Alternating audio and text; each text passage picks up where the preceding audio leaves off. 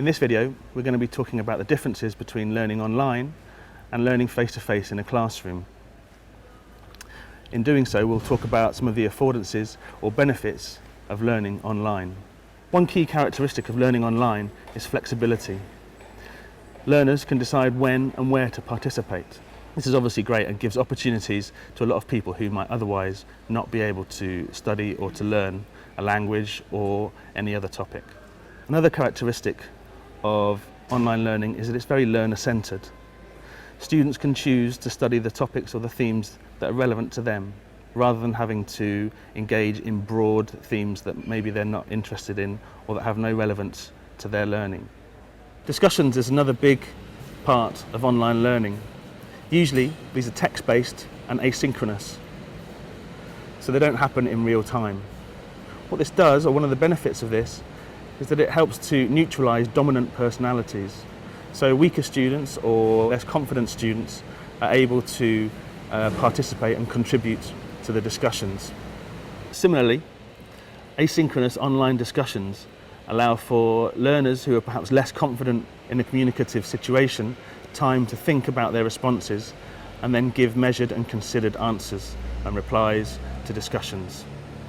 One of the great things about asynchronous discussions as well is that they're often archived. So from a learner's point of view, you can go back into the discussion and look through it to pick up areas of language or key vocabulary, key grammar and key sentences that will help you with your learning. Of course, there are also many technologies available now that allow for discussions to happen in real time through video conferencing. So the discussion forums in online learning is not always an asynchronous experience. Obviously with online learning, there's more emphasis on taking responsibility for your own learning. You essentially are responsible for directing where and how often you learn and access the resources that are available on the courses that you're studying. So you need to be careful that you have the time to do that and that you're able to manage your time effectively and fit it in with your life. This also applies to finding resources on the web.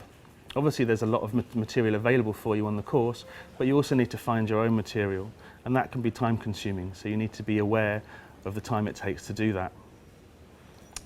In online learning, the social bonds are perhaps weaker, so you don't have the same feeling that you have in a face-to-face environment where the community feel or the group cohesion is perhaps stronger.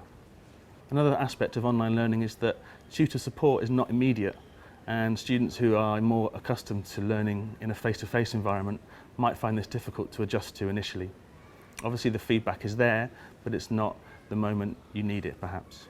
So obviously, as you can see, there are a number of pros and cons of online learning and face-to-face learning.